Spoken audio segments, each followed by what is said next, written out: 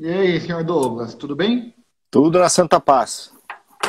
Tudo bom, tudo em ordem. Tudo tranquilão. Vamos- Então tá bom. Vamos aguardar aí o pessoal ser notificado para ir entrando. O professor João Luiz, a Luísa Xisto, já estão entrando aí, Ana. Boa noite para vocês. E aí, muito frio aí no sul ainda, Douglas? Ah, estamos passando frio. Agora tá 7 graus. 7? 7. Caramba, tô gelado. Aqui Aqui faz. hoje ficou. Aqui eu acho que ficou 26, 28. Então esse frio aí daqui a pouco tá chegando aqui. Essa noite aqui na previsão aí é para cair até uns 4 graus amanhã. Amanhã, quando o cara Cara, acorda aí, já tá 4. É, eu tô com a lareira acesa faz uma semana dentro de casa. Que é cara, direto. Só alimentando. Eu já queimei quase 1 metro de lenha. bom, é gostoso esse clima de inverno, mas para de vez em quando, né? Para sempre eu não gosto muito, não. Mas enfim, É desafiador morar num lugar que chove 6 meses, cara. bem desafiador mesmo. Ó, o Somando Vitor entrou, o Joel. Boa noite, Vitor, tudo bem? Bom, ontem dividimos aí uma mesa entre eu, Vitor, Lili, Gastone, que foi show de bola, foi bastante gente participando, uma discussão muito rica, foi bem legal mesmo, falando sobre espaços de discussão do trabalho, gestão do conhecimento, comitê ergonômico, pô, foi show de bola. acho que no mesmo horário do teu evento tinha a live class do Ergomaker ontem. Aí a gente Exato. não conseguiu participar. É que agora, com a pandemia, tem Um live de tudo monte que de é live, lado, né? né? É isso aí. Bom, esperar só mais um minutinho, que eu acho que eu Claro. entrei até um pouco mais cedo do que estava. Eu estava sem tô olhando para o lado aqui que eu estou vendo o relógio, tá 8:02 agora no relógio, para depois não me perder no horário. E às vezes fica aqueles segundos finais para se despedir, e eu não gosto disso, porque daí a gente cai a conexão na nossa cara, não dá nem tempo para a gente se despedir direito aí, agradecer principalmente as pessoas que ficaram nos ouvindo. É. O Vitor falou ali que quando abre a geladeira, tem live até dentro da geladeira. O cara abre a geladeira, tem o cara fazendo live. É, É verdade, viu, cara? Sai, geladeira, armário, sai tudo a live aí. Mas é bom, tá? Por um lado, assim, claro, né, as lives. Eu vejo algumas pessoas que fazem as lives diárias. Algumas com muito sentido, né? Por exemplo, eu vejo algumas lives falando sobre economia, falando sobre bolsa de valores. Pô, isso daí faz sentido fazer todos os dias, porque todos os dias muda o cenário, né? sim. E algumas outras que as pessoas querem fazer todos os dias, mas o assunto não muda. Então você começa a falar muito ou falar coisas que não agregam tanto, né? Então É. acho que é saber ponderar um pouquinho, né, do que realmente é necessário, do que muda diariamente, ou do que a gente consegue dar uma espaçada aí e trazer lives mais com conteúdos mais significativos, com conteúdos mais ricos, em vez de trazer todos os dias. Então, vamos lá. Bom, agora já deu tempo do Instagram entregar aí para todo mundo. O pessoal que está já aqui online, obrigado, Lili, Físio, a Priscila, o Vitor, o pessoal que já entrou aí. Muito obrigado. Vou me apresentar rapidamente, mas eu acho que as pessoas que estão aqui me conhecem, mas sou o Carlos Salles, sou fisioterapeuta, ergonomista. Ah, Estou por trás aí do canal da Ergonomia, um canal que visa trazer informação sobre ergonomia de alta qualidade, sempre respeitando muito, né? Eu falo que a ergonomia aqui é levada a sério, né? Então, eu sempre busco profissionais que também tenham isso como princípio, né? Também levem a ergonomia muito, muito a sério, né? Apesar de não ser profissão, mas que levem como profissão. E o Douglas, ele já veio uma vez aqui no canal falar quando ele lançou o curso, né, dele. E dessa vez eu chamei ele de novo porque eu acho que por dois motivos, né? Eu acho que o campo que se abre para a questão da fisioterapia, né, e também para a ergonomia nessa visão da justiça, né, na justiça previdenciária, securitária e trabalhista, que é o que o Douglas vai trazer hoje para a gente, é um campo que muito fisioterapeuta não enxerga, né, ainda não descobriu, ou descobriu muito pouco, ou, sabe, e tem um campo muito grande ainda de trabalho, né? Então, acho que é uma maneira de a gente conseguir estimular as pessoas ou trazer mais conhecimento. E o Douglas é um cara que tem muito conhecimento nessa área. Eu conheci ele no curso aqui do Omar, no workshop, né? Quando você veio aqui para Jundiaí. E até eu mesmo, nesse período, comecei a buscar mais informações, tive mais contato com o Douglas, e pô, viu o tamanho do conhecimento que ele tem, desenvolveu aí a Peritoteca, que é muito bacana, quem não conhece, vai lá, baixa os podcasts, vai ouvindo, que é bacana pra caramba. E agora ainda o Douglas está como professor aí do Ergo Maker também, que é um curso que eu comecei hoje a assistir, a ver, ainda não cheguei no seu módulo, mas com certeza vai tratar um pouco do assunto que a gente vai conversar aqui na live, tá? Então, por tudo isso, é que eu falei, Douglas, vamos lá, vamos bater um papo novamente sobre algo que você domina, que você conhece muito e eu estou aprendendo a desenvolver ou conhecer essa área aí, tá? Então, eu gostaria que você se apresentasse um pouco e que a gente começasse o bate-papo. Show de bola. Boa noite a todos. Obrigado por estarem conosco aqui nessa noite para falar um pouquinho sobre a perícia fisioterapêutica. Obrigado, Carlos, pelo convite, mais uma vez, de estarmos aqui no canal da Ergonomia.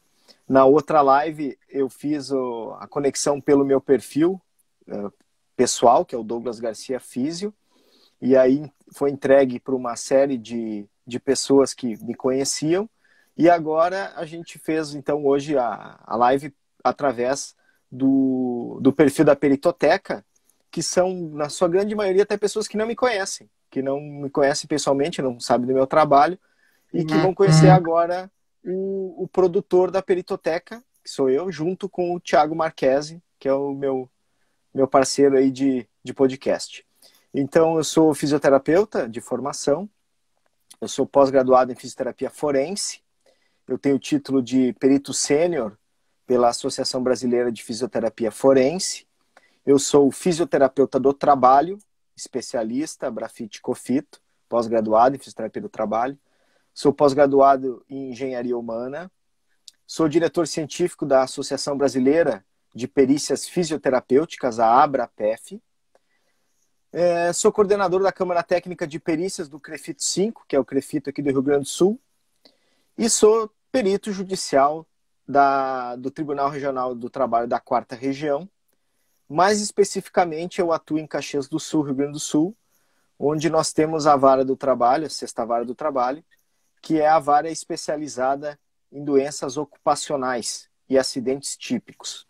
Para você ter uma ideia, no Brasil inteiro nós temos só 2 varas especializadas que julgam doenças ocupacionais e acidentes típicos, que são, as 2 estão no Rio Grande do Sul, é a 30ª vara do trabalho de Porto Alegre e a 6ª vara do trabalho de Caxias do Sul, que é onde eu atuo.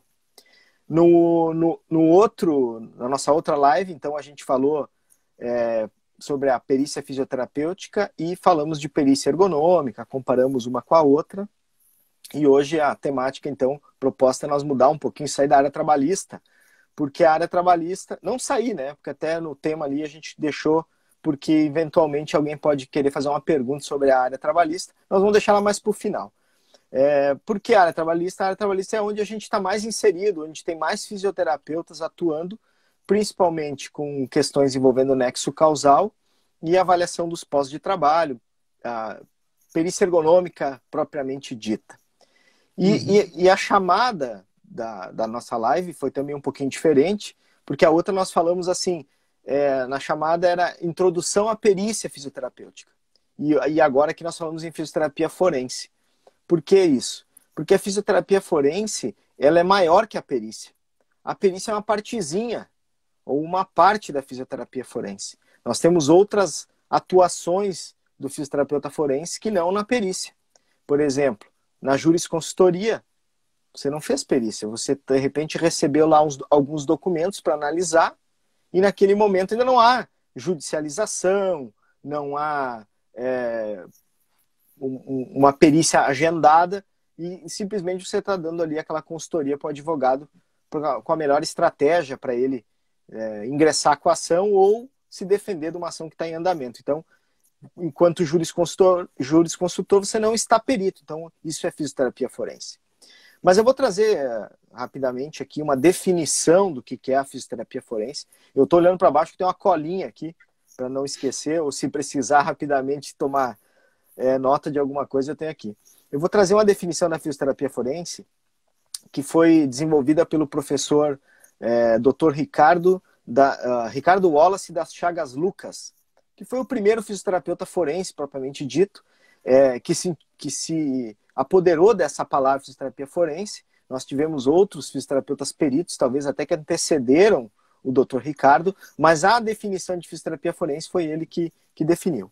Então, a fisioterapia forense é a aplicação dos conhecimentos de qualquer especialidade fisioterapêutica ou outra atividade enquadrada em área de atuação fisioterapêutica a serviço da justiça estatal ou privada, determinando a elaboração de documentos legais cujos teores se relacionem às disfunções do movimento humano e a eventual relação desta com o sistema onde os mesmos estejam inseridos. Então você vê que a fisioterapia forense, ela quase sempre vai terminar num documento. Né? E aí você vai ter lá, ou vai ser um atestado, vai ser um relatório, vai ser um parecer, vai ser um laudo, vai ser um auto de constatação, vai ser, enfim, um documento que vai ser construído a partir de uma demanda. E também você pode ver que na definição é a aplicação do conhecimento de qualquer especialidade. Então isso aqui já define que a fisioterapia forense, como a perícia fisioterapêutica, ela é transversal a todas as áreas do conhecimento da fisioterapia. Então, passa por todas as especialidades. Você vai ter questões da especialidade de ortopedia, questões da especialidade de pneumofuncional, neurofuncional, cardiorrespiratória, neurológica e a fisioterapia do trabalho, né, que é onde tudo praticamente começou. E a eventual relação dessas disfunções com o sistema onde está inserido. O que quer dizer? Isso quer dizer o seguinte, que você vai ter uma disfunção que tem relação com algum evento, que pode ser uma queda, um trauma, um atropelamento, uma doença ocupacional, um erro fisioterapêutico, um erro médico, alguma coisa, algum evento que tenha promovido uma disfunção no indivíduo. Então, essa é a construção da lógica da fisioterapia forense. Essa é a definição técnica. Na prática, eu costumo dizer que o que faz o parceiro do fisioterapeuta forense é o advogado. Ele é o principal parceiro. Claro que em algumas áreas você atua com outros profissionais. Por exemplo, na área securitária, especificamente no DPVAT, você pode ter como parceiro um despachante de trânsito.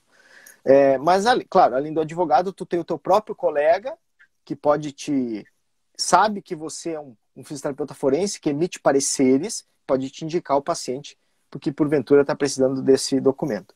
Então, na prática, o que a gente faz? A gente preserva o maior ativo do advogado, que é o tempo, né? E ao mesmo tempo a gente aumenta a taxa de sucesso das ações que envolvem dano material, dano corporal. Por quê? Porque essas discussões envolvendo dano material e dano corporal, elas são eminentemente técnicas. Então, claro que tem as questões do direito, mas elas são definidas mais nas questões técnicas. Por que isso? Quando você tem um dano, o Código Civil diz o seguinte, que aquele que causar dano a outrem tem o dever de indenizar. E essa indenização é o juiz que determina. Para ele poder fazer isso, ele tem que saber o tamanho da lesão, a extensão do dano. E a extensão do dano passa pela avaliação física do indivíduo, físico-funcional. E como que o advogado vai definir o tamanho do dano? Como ele vai pleitear o tamanho do dano se ele não tem esse conhecimento técnico? Ele não sabe quanto de movimento o cara perdeu, qual o tamanho da extensão da lesão de pele, quais são as disfunções pulmonares que o cara tem em virtude de uma doença do trabalho. Quer dizer, tem uma série, é um contexto muito gigante. E aí, para ele ter sucesso na ação, ele tem, além de ele construir ela, dar o start nela de uma maneira adequada, que construa um raciocínio clínico e bem pontuado, ele tem que fazer as perguntas certas, ele tem que pedir a perícia certa, indicar tecnicamente qual o profissional que ele gostaria que fizesse essa perícia. Então, tudo isso passa pela jurisconsultoria, só que imagina o tamanho do tempo desprendido para um advogado quando ele for estudar isso. Né? Eu até tenho um e-book que eu disponibilizo para os advogados, os meus parceiros, que é a construção de uma reclamatória trabalhista com e sem fisioterapeuta, jurisconsultor do lado dele. O que vai acontecer? O cara chega no consultório dele, diz que tem lá uma lesão no ombro e essa lesão surgiu do trabalho. E aí ele larga uma sacolada de exame médico em cima da mesa e diz, olha, me machuquei na empresa, quero processar. Aí o advogado vai pegar o quê? Vai pegar aqueles documentos, vai começar a olhar, vai estar escrito lá tendinopatia, tendinite, não sei o que, ele não sabe, vai para o Google, vai procurar, vai pesquisar, vai ler. Pensa quanto tempo perdido, né? Não perdido, mas dispensado. Quando, na verdade, ele poderia pegar, dizer para o cliente, olha, eu vou mandar isso aqui para o meu jurisconsultor, ele vai avaliar e depois eu lhe dou um retorno. E ele só fica esperando o parecer de viabilidade da ação que o fisioterapeuta forense vai mandar para ele. Né? Então, a gente tem muito a ajudar os advogados nesse sentido. E se a gente for conduzindo o processo com as perguntas certas, com a prova certa, direcionando a nossa tese, contando a história da nossa versão, a ação tem uma grande probabilidade de dar certo. E aí, quando eles começam a trabalhar com a gente e ver que as ações dão certo, dificilmente eles abrem mão do fisioterapeuta forense, o fisioterapeuta consultor ali, ajudando ele nesse sentido. Perguntas que normalmente... Vai lá, manda ver. Bom, bacana. Eu acho que você deu uma ótima introdução aí, né? Falando desde a questão da formação lá, né? Da definição, né? Do que é a fisioterapia forense, da aplicação dela, de quem vocês ajudam mais, né? Qual é o parceiro mais do trabalho, que é a questão do advogado, né? E por que depois que o advogado reconhece o trabalho, eles acabam ficando refém ainda, porque é algo que eles não conhecem, não dominam, perdem muito tempo, e não só tempo como dinheiro. Né? Exatamente. Agora, eu gostaria eu acho bacana, tem toda essa estrutura, e o que eu quero que, de repente, a chamada hoje, eu até coloquei mais que são para fisioterapeutas, né? Justamente por ser a fisioterapia forense. Mas um direcionamento que talvez eu queira levar para essa conversa, né, antes de concluir tudo isso daí que você falou, é o seguinte, o campo da fisioterapia forense, por ser um campo muito bom, eu acho, né, tô descobrindo isso também, para o fisioterapeuta. Só que eu vejo que, pelo menos, ele é pouco difundido, pelo menos aqui na minha região, ele é pouco difundido. Na grade curricular também das universidades, eu pouco vi algo falando sobre a fisioterapia forense. Tá? Então, uma questão bem básica. Todo fisioterapeuta pode atuar como um jurisconsultor, todo fisioterapeuta que sai logo da faculdade pode emitir o seu laudo, o seu parecer fisioterapêutico? Ou é necessário fazer uma especialização? É necessário ir buscar uma pós-graduação, uma certificação em fisioterapia forense para começar a atuar nesse mercado, tá? Então, vamos falar assim, começando o básico. Quem quer começar a trabalhar com isso? Quem vê isso uma oportunidade de trabalho? Por onde eu começo? Excelente pergunta. Olha só, nós, fisioterapeutas, nós temos uma característica de uma formação generalista, né? Nós saímos da faculdade ali com a habilitação de atuar em todas as áreas, inclusive na fisioterapia forense. A fisioterapia forense hoje ela só existe no conceito, porque efetivamente nós não temos nenhuma resolução que fale dela, né, especificamente. O que nós temos é uma resolução que fala da perícia fisioterapêutica, que até vou adentrar nela na sequência. O que eu entendo? Estar habilitado a atuar na área forense não significa que você está capacitado a fazer isso. É aquele exemplo banal, mas entendível, que é a carteira de motorista.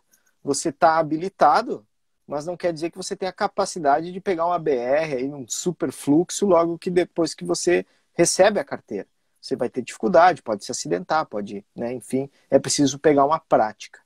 Nesse sentido, eu costumo dizer que a área pericial, porque a maioria dos fisioterapeutas já ouviu falar da perícia fisioterapêutica. Da fisioterapia forense é uma coisa que não apareceu, assim, né?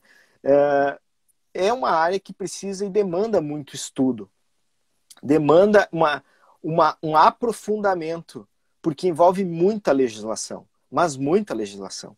E o fisioterapeuta, por formação, não investe nesse conhecimento. Você tem aquela cadeira de legislação e ética e acha uma porcaria. Servem ela EAD, esse tipo de coisa assim que desprezam essa questão aí. Só que quando você vem para a área jurídica, você está ingressando numa área onde existe uma faculdade que só trata das leis, que é o direito. E o pessoal ainda em 5 anos não aprende tudo, tem que aprofundar. E olha quantas especializações o direito tem. E aí você vem e diz, vou trabalhar com direito. Aí é fácil.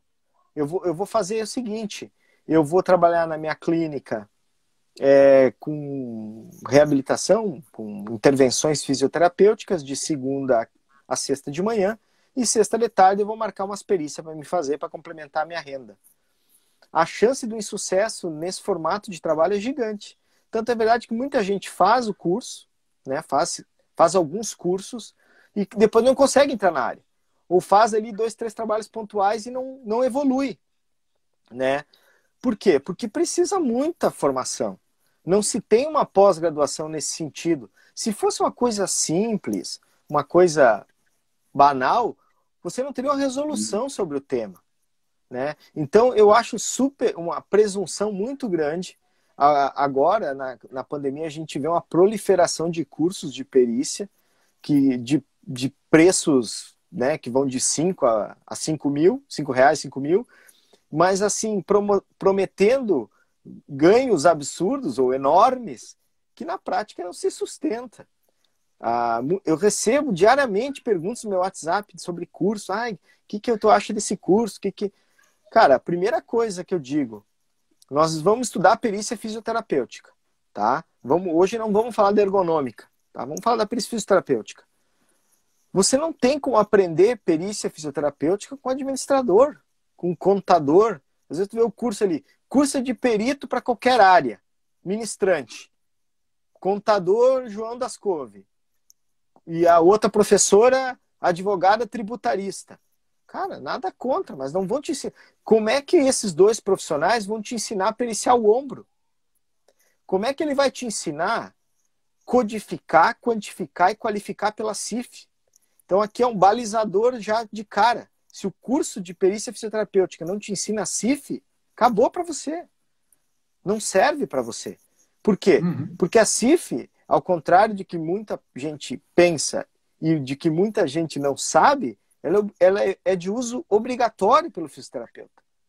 Se o fisioterapeuta fizer uma avaliação físico-funcional, o diagnóstico dele o diagnóstico fisioterapêutico dele deve estar pautado na CIF, conforme a resolução 370 de 2009.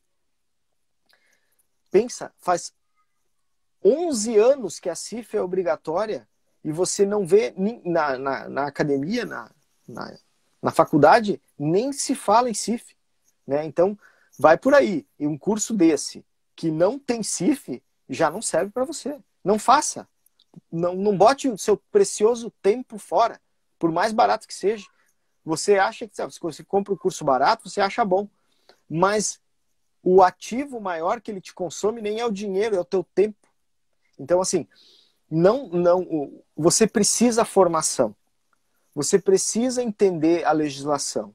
Você precisa um curso que te ensine a legislação, que te ensine a CIF.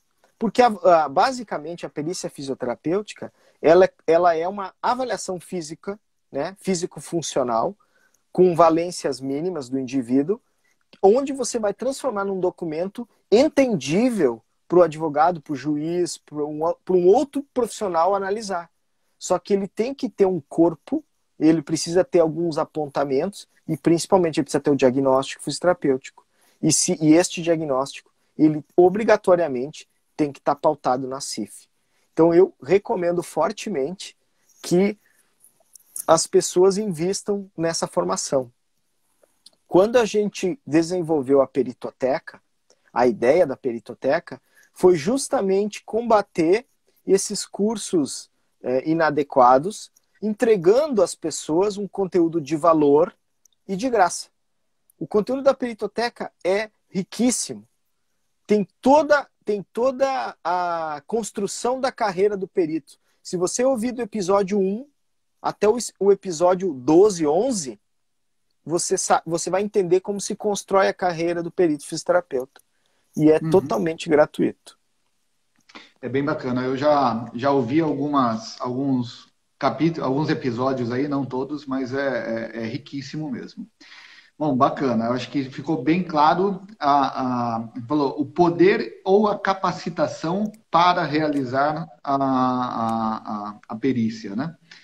Eu falo que nem na ergonomia, né? Quem pode realizar a análise ergonômica do trabalho, né? Ninguém, não tem definido ninguém que pode ser responsável por fazer. Eu falo, não é se você pode ou não, se você é capaz ou não de fazer. Legal. Esclarecendo isso, a gente trouxe lá no assunto a fisioterapia forense, previdenciária, securitária e trabalhista. Na outra live nossa, a gente falou principalmente sobre a trabalhista, que daí é muito para a questão da perícia ergonômica, né? Mas que pode ser feita aí também pelo fisioterapeuta, principalmente para você pontuar a incapacidade funcional que o reclamante lá, o funcionário, ficou, né, no final ou depois de uma doença aí adquirida. Para a gente falar rapidamente ou separar essa questão, a previdenciária, securitária, trabalhista, o que cada uma relaciona e como que é da mesma maneira que o fisioterapeuta pode trabalhar nas três ou cada uma tem uma pegada um pouco diferente? Exatamente. O que acontece? Para todas as três áreas, você vai fazer a mesma coisa, não a mesma coisa, mas o cerne, o esqueleto vai ser sempre o mesmo e o objetivo é o mesmo, é diagnóstico fisioterapêutico. Então você vai avaliar fisicamente o indivíduo e apontar as incapacidades. Porém, cada área dessa vai ter uma legislação, vai ter uma terminologia. A gente brinca muito no ergomaker, que é o advoguês, né? O juridiquês. Vai ter um tipo de diagnóstico, um mais complexo, outro menos. Então, por exemplo, na questão previdenciária, o juiz se interessa muito pelas deficiências físico-funcionais do avaliado, envolvendo principalmente o que ele não consegue fazer em casa, o quanto ele está incapacitado para fazer as atividades de vida diária dele e também o quanto ele não consegue trabalhar, né? Numa perícia trabalhista, o que ele não consegue fazer em casa, o juiz, olha, paciência, não tem relação. Se você vai para a securitária tem áreas segmentadas. Uma coisa é o seguro, as seguradoras particulares, e outra coisa é o DPVAT. No DPVAT, ele quer saber a invalidez da perna. Se ele perdeu os movimentos da perna e ele é jogador de futebol, não interessa para o DPVAT se ele vai voltar ou não vai jogar. Eles vão pagar a perna do cara. Então, tudo isso faz diferença na hora de você pensar no documento que você vai entregar e o quanto esse documento vai ajudar aquele advogado construir a tese dele, construir a peça inicial que a gente chama, né?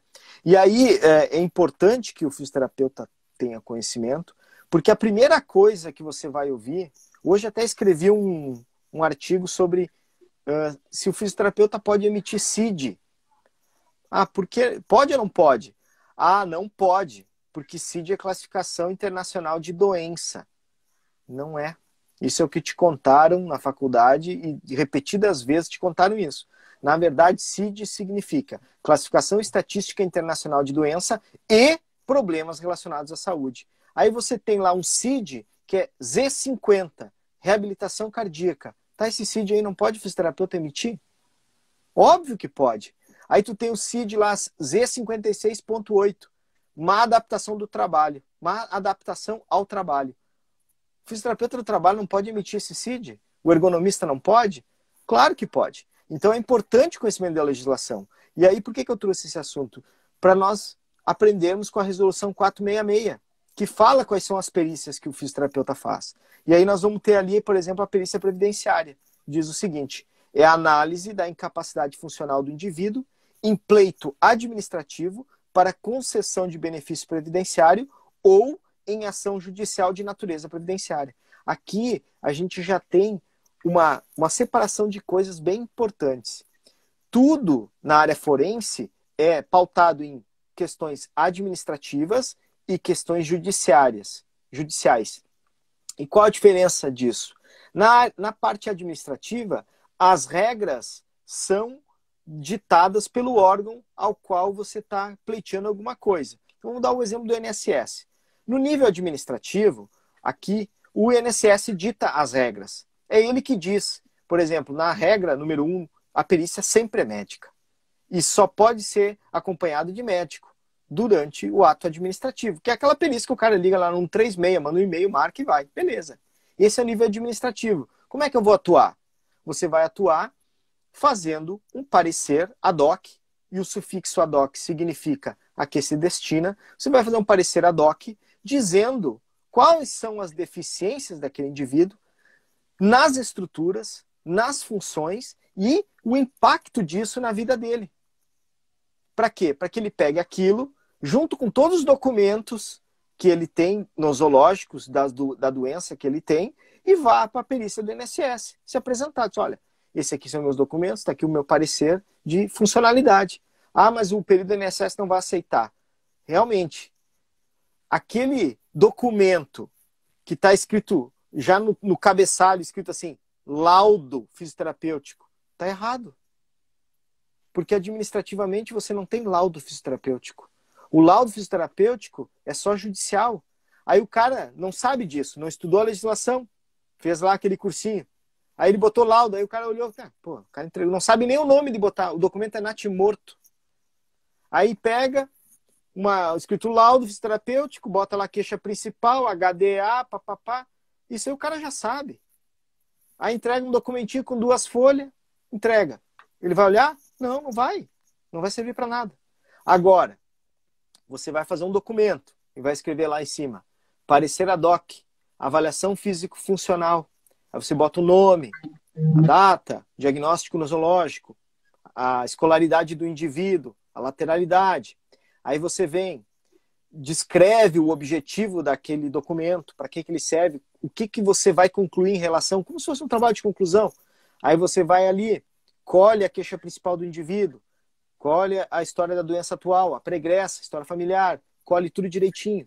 Aí você vai e começa no seu exame físico, você separa, inspeção visual, coloca uma foto do que você está vendo, visualizando o indivíduo. Faz os apontamentos das alterações posturais, passa para a inspeção palpatória, descreve o que você viu, coloca uma foto, faz os apontamentos de onde o indivíduo ali tinha alguma dificuldade. Aí você vem para as valências físicas do indivíduo. Com uma fita métrica, você tira todas as medidas corporais dele, estabelece qual o percentual de gordura, mostra que ele está com obesidade grau 2, e isso dificulta mais os problemas de coluna que ele tem. Com as medidas antropométricas, você calcula a muscularidade do indivíduo, aponta que ele está com sarcopenia. Aí você mede a força da mão do indivíduo, descobre que ele tem lá uma fraqueza na mão, através de dinamometria de preensão. Existem artigos científicos que mostram que a dinamometria de preensão é um preditor e um indicador de fraqueza no corpo inteiro. Então, se tu mediu a força na mão, mostra que se ele está com a mão fraca, a perna, a coluna já foi. Então, tá lá a sua dinamometria de preensão. Aí você faz uma medida de mobilidade articular geral, tira as medidas de mobilidade articular específica do segmento que você está avaliando. Aí você vai lá, faz todos os testes funcionais relacionados àquilo, junta tudo isso, quantifica, qualifica e codifica pela CIF, entrega numa conclusão, mostrando as deficiências, em quais estruturas você encontrou, nas quais funções relacionadas ao movimento, e depois você bota todas as áreas da vida, tudo isso pela CIF, e entrega num parecer de 12, 13 páginas. Com certeza ele vai ler, porque vai ser uma coisa muito diferente. Eu, Douglas, já entreguei pareceres nesse formato e aposentei uma pessoa por invalidez no nível administrativo, porque o parecer estava muito completo. E assim, o paciente, às vezes, ele não consegue o benefício porque ele não consegue se expressar, ele não leva o documento certo, ele esquece, ele não sabe falar. Gente, a gente mora num país de analfabetos. O coitado do cara chega na frente do médico e não consegue se expressar. Ele não sabe. Aí o médico tem 15 minutos para avaliar o cara. 15, 5, 10, é mínimo, é rápido. Eu tenho meu paciente aqui que foi aposentado, ele caiu, fez fraturas vertebrais de T1 até L1, fez artrodese de todos esses segmentos, e aí a gente fez uma avaliação física mostrando que ele está todo disfuncionado, tem uma cicatriz aderida, tudo isso bem esmiuçado no documento, tudo pautado na CIF, entregou. O médico olhou, claro, ele não acredita 100% em mim, não me conhece, mas ele viu as radiografias, ele viu os atestados do médico assistente, ficou comprovada a artrodese. Eu estou relatando isso porque esse paciente tentou 2 vezes no nível administrativo se aposentar e não conseguiu. Porque só com os documentos... E outra coisa, quando ele vem para mim, eu organizo os documentos dele. Eu olho um por um dos documentos. Se está ruim, se está faltando documentos, se o documento está desatualizado, eu peço para ele, olha, o senhor precisa retornar no seu médico assistente para o senhor trazer um atestado mais recente. Está muito velho esses seus documentos. Ajeita, constrói a linha do tempo, constrói a história que você quer contar, que não é... Vamos ser honestos, né? Ético, é uma história, só que você conta do ponto de vista do paciente. Ele não consegue trabalhar, que ele não consegue caminhar, ele não consegue varrer a casa.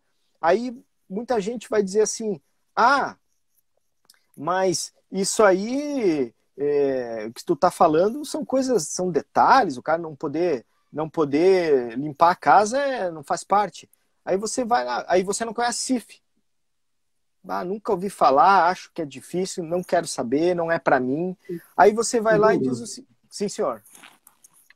Deixa eu introduzir uma questão aqui, já que você está falando da CIF também, de todo esse suporte que você dá para que a pessoa leve ao médico e realmente o médico identifique, né, toda a deficiência de funcionalidade que essa pessoa tem.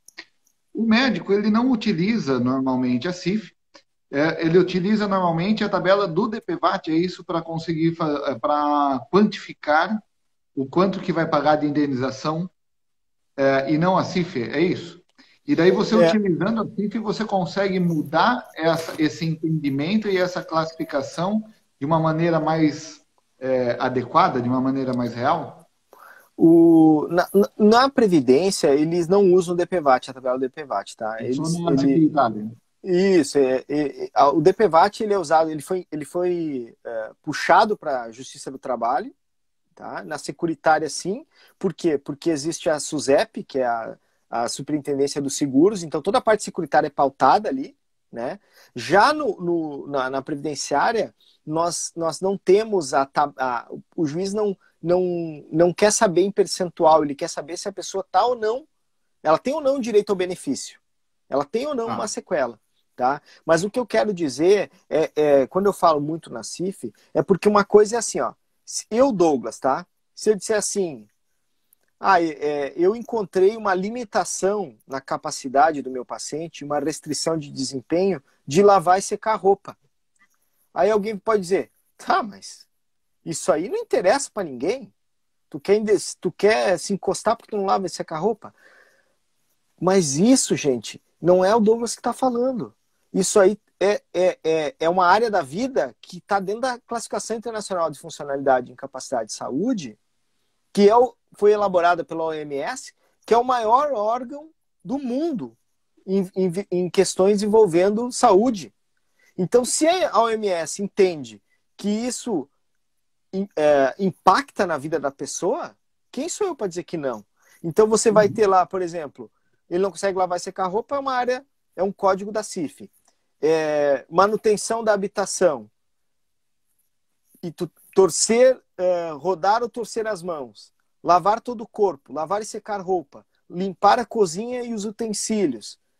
Aí você vai ter tarefas de capacidade de empurrar, puxar, utilizar movimentos finos da mão. Esse parece mais palpável pra gente. Mas o fato de ter lá, lavar e secar a roupa, o cara, mas isso aí tanto faz. Não é tanto faz, é uma área da vida.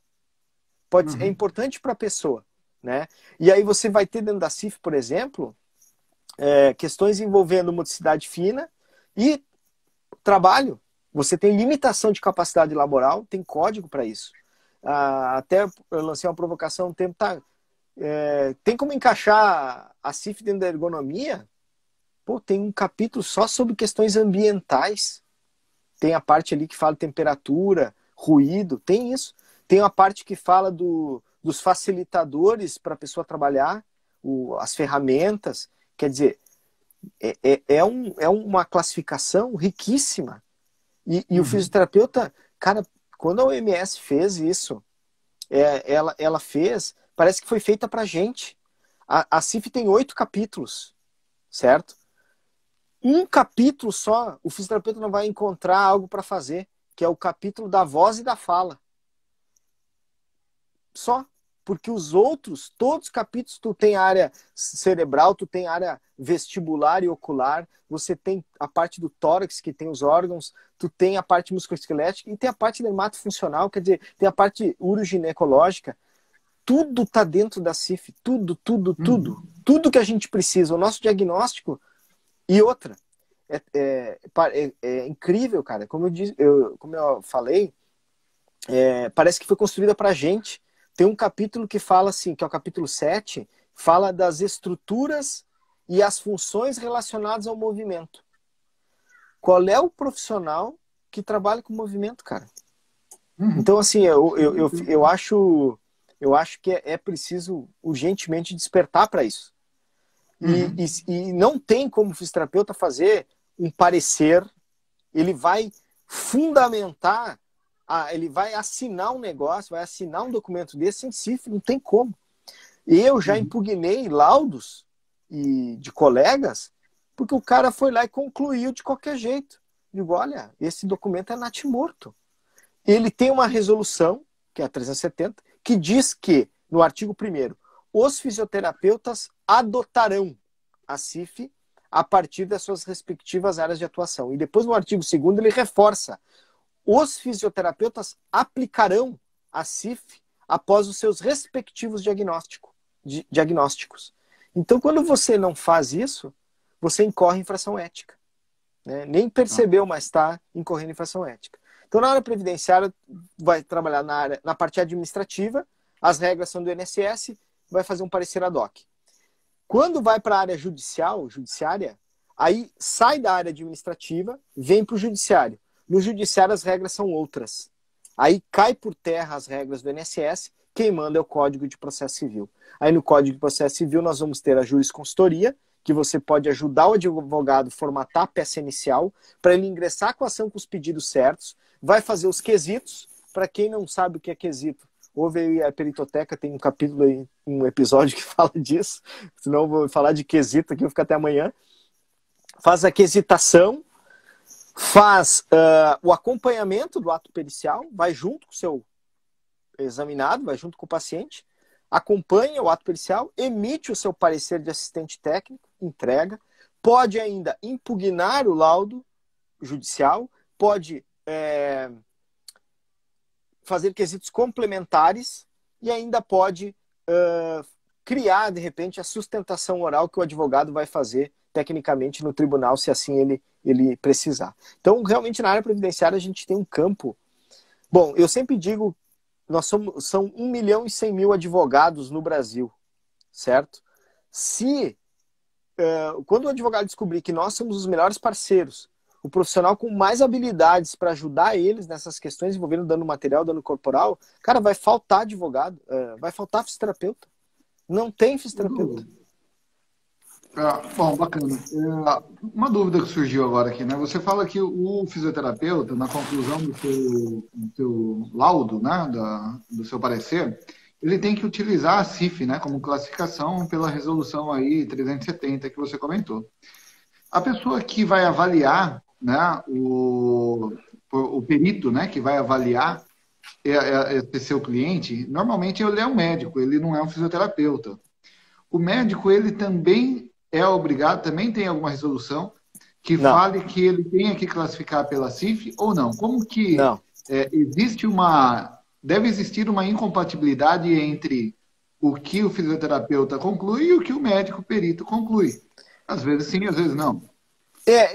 O que acontece? A CIF é uma linguagem, tá? Ela, além de ser uma classificação, ela diz assim, é uma classificação internacional. Por que ela é internacional? Porque ela é uma linguagem. É como se falar inglês. Só que importado para a área da saúde. Por exemplo, eu vou te passar um código aqui.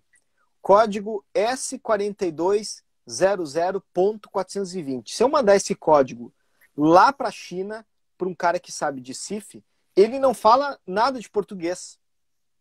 Mas ele olhando para o código, ele vai saber que é uma deficiência completa nas estruturas dos vasos linfáticos dos membros superiores.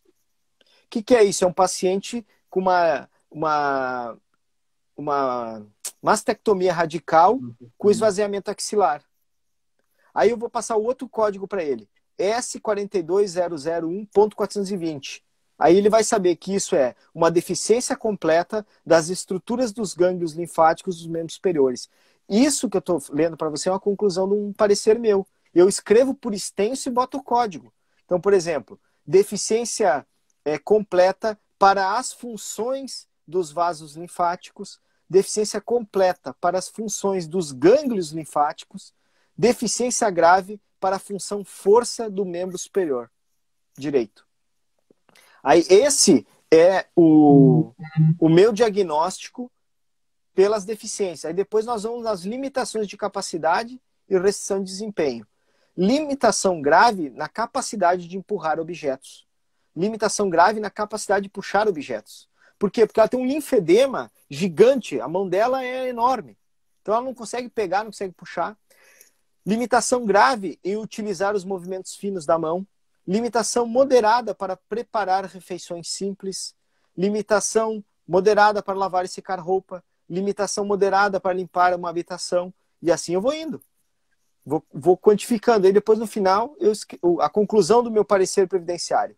Diante de todo o exposto, somos do parecer que a paciente possui limitação da capacidade laboral total e permanente, CIF, D 8451.44, para as tarefas relacionadas à sua profissão de auxiliar de escritório, bem como para qualquer atividade habitual, já que não é capaz de realizar os atos motores inerentes à sua profissão, ou de atividade de vida diária, como, por exemplo, utilizar a motricidade fina das mãos para lavar e secar roupa, limpar a casa e preparar refeições. Você vê que eu construí uma linguagem eu estou dizendo, olha, ela não tem os vasos linfáticos e ela não tem os gânglios linfáticos. Isso provoca uma deficiência nas questões envolvendo as funções dessas estruturas, que vai gerar um linfedema. E esse linfedema vai promover diminuição de força, que vai fazer com que ela não consiga fazer as atividades. Essa linha de construção está tudo dentro da CIF. Então o cara pega aquilo, ele não precisa entender de CIF. É uma linguagem.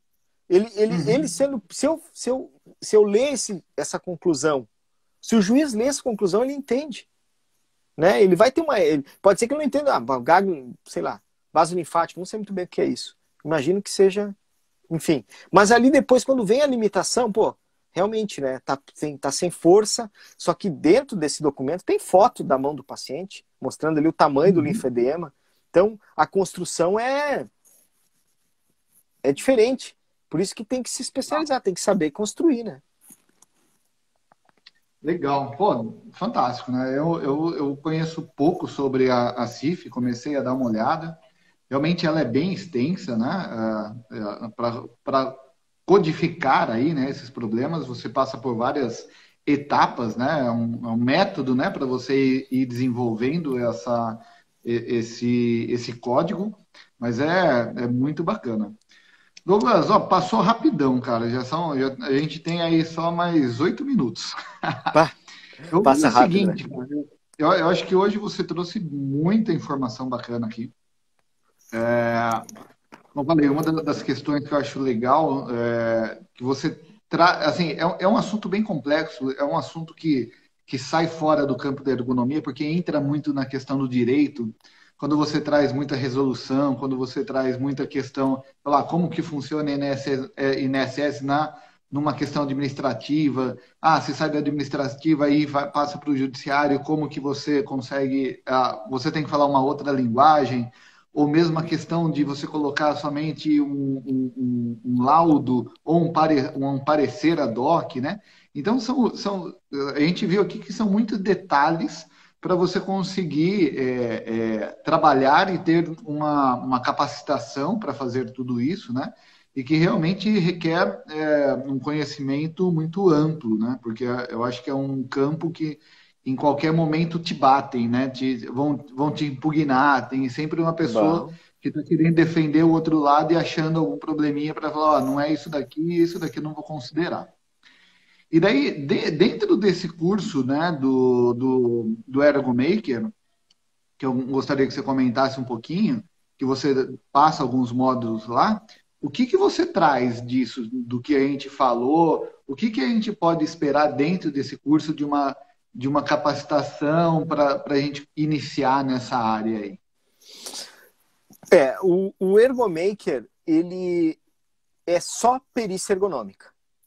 Tá? E ele cabe para qualquer profissional da área de saúde e segurança. Eu construí ele de uma maneira democrática, como o nosso coordenador lá, o Omar, pediu. Então, ele não entra na perícia fisioterapêutica. Ele é um curso, o meu módulo de perícia e assistência técnica em ergonomia, ele é focado só na perícia ergonômica. Então, dentro do Ergomaker, o público, quem estiver nos assistindo, sabe, queria saber o que é. Ele tem lá só a perícia ergonômica. O que a gente tem feito, que eu tenho um curso de introdução à perícia fisioterapêutica, onde eu faço ele ao vivo e online, certo? Faço ele mais ou menos trimestral, onde eu ensino os detalhes da perícia fisioterapêutica de maneira a introduzir o assunto. Eu não consigo ensinar em 3 dias de curso, que é o que a gente se propõe a fazer, todas as áreas.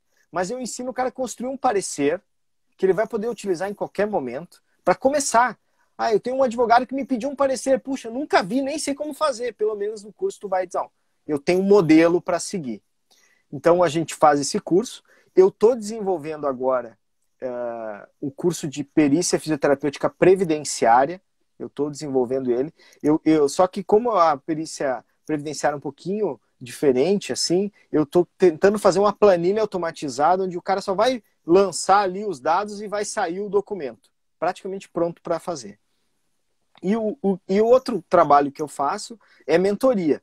Então, assim, você já é fisioterapeuta perito trabalhista, mas aí você, puxa, queria entrar na área previdenciária. Faça a mentoria, te ensino a construir o documento, a gente pode fazer o módulo de CIF, né?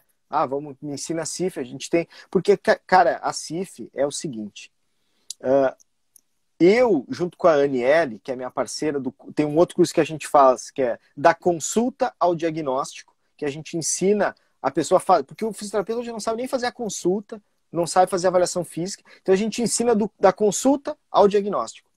E aí a gente desenvolveu um método de ensinar a CIF que é muito claro para o fisioterapeuta. Porque hoje pegaram a CIF e colocaram num pedestal de uma maneira, outras pessoas, que é impossível o cara aprender. São 240 páginas que o cara tem que decorar. Cara, não é isso. Não é um bicho de 7 cabeças. Ela é complexa, sim, mas se você fizer a linha de raciocínio dela, tu constrói. Que nem eu falei para você, tem que construir. Não adianta você querer começar lá no... eu quero construir o código lá no cara lá porque ela não consegue lavar a louça. Não dá. Não vai conseguir. Então tem que começar do começo, certinho, bonitinho. Então dentro do Ergomaker, então, só perícia ergonômica. Se quiserem mentoria, me procurem aí que a gente manda ver. O tempo tá ruindo. Curso e maneiras, tem de tudo, de várias maneiras para conseguir chegar e aprender isso, né? Então, através do curso do Ergomaker, através do seu curso do Fisioterapia Forense, através desse outro curso com a Aniele, né? Da consulta ao diagnóstico. Então, tem bastante maneira aí de se aprender. Bom, Douglas, para a gente não levar um fecha no rosto aqui, né?